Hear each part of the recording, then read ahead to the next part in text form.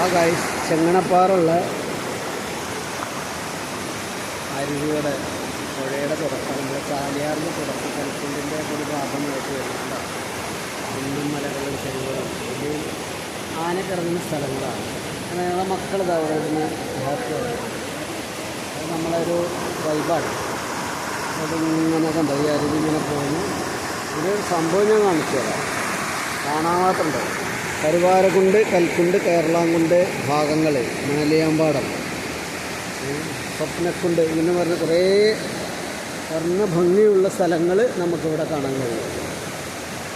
കണ്ടോ? അതൊക്കെ നമ്മൾ ഒരിക്കലും ജീവിതത്തിൽ ആസ്വദിക്കാൻ എല്ലാവരെ കൊണ്ട് കഴിയില്ല, വരുന്ന വേണം. അപ്പോൾ സുഹൃത്തുക്കളെ, ഇങ്ങനെ ഒരു സ്ഥലം ഇവിടെ വീഡിയോ പലരും ഇട്ടിട്ടുണ്ടാവും. പക്ഷേ ഇത്ര ഒരു വർണ്ണ ഭംഗി ഈ അല്ലേ ആ പോരുന്ന പോലൊക്കെ ഉണ്ട്. അപ്പോൾ കുട്ടികൾക്ക് കളിക്കാൻ വേണ്ടി ശ്രദ്ധിച്ചു ഇവിടെ വന്നാൽ ശ്രദ്ധിക്കണം. കാരണം കുത്തനുള്ള സ്ഥലങ്ങളും ഇതൊക്കെയാണ് ഇവിടുത്തെ ഏറ്റവും വലിയ പ്രത്യേകത. മനസ്സിലായോ? നമ്മളിതുവരെ അങ്ങനെ വലിയ വീടുകളൊന്നും ഇട്ടിട്ടില്ല. ചിലപ്പോൾ ചെറിയ ചെറിയ വീടുകൾ മാത്രമേ വിടാറുള്ളൂ. പക്ഷെങ്കിലും മനസ്സിന് ഇണങ്ങി ഇഷ്ടപ്പെട്ട കാര്യങ്ങൾ വരുമ്പോൾ അത് നമ്മൾ ജനങ്ങളിലേക്ക് എത്തിക്കുക എന്നുള്ളത് നമ്മളൊരു ആവശ്യമാണ്. അറിയണം കരുവാരക്കുണ്ടിൻ്റെ ഓക്സിജൻ, ഏറ്റവും നല്ല ഓക്സിജൻ കിട്ടാൻ പറ്റുന്ന ഓക്സിജൻ നൽകുന്ന പ്രകൃതി ഭംഗിയുള്ള സ്ഥലമാണ് ഞങ്ങളെ കരുവാരക്കുണ്ട്. അതിൻ്റെ ഒരു ഭാഗമാണത്. കണ്ടോ ഈ പാറയുടെ ഒരു ഷേപ്പ് കണ്ടോ? അതിൻ്റെ ഒരു ഭംഗി നോക്കിയും ഗായ്സ്. അപ്പോൾ ഞാൻ മുകളിൽ നിന്ന് ഇങ്ങനെ ഇറങ്ങി വന്ന് നമുക്ക് താഴേക്ക്, അതില്ല താഴേന്ന് പറയുന്നത് കിലോമീറ്ററൊന്നുമില്ല, ഒരു 100 മീറ്ററൊക്കെ ഉണ്ടാവുള്ളൂ. ഇതിൻ്റെ ഒരു ഭാഗം നോക്കി, രണ്ട് സൈഡ് അതായത് ഭീമാകാരമായ പാറ ഇതുണ്ടാവും, കരിമ്പാറ, കല്ല് ഇതുണ്ടാവും.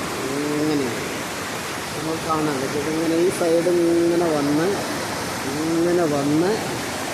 ഇതുണ്ടോ എന്താണതിൻ്റെ എത്രയോ. ഇപ്പോൾ നമുക്കൊരു 10 വീട് ഉണ്ടാക്കാനുള്ള കരിങ്കല്ല് ഈ ഒരു കല്ലുമെന്ന് കിട്ടും. ആ സാധനം തങ്ങി നിൽക്കുന്നത് അതിൻ്റെ ചോട്ടിൽ കണ്ടോ, ഒരു ദ്വാരം കണ്ടല്ലേ അവിടെ ലൈറ്റ്, അതിന് താങ്ങി നിൽക്കുന്ന കല്ലാണിത്. അത് ചെറുതാണ്.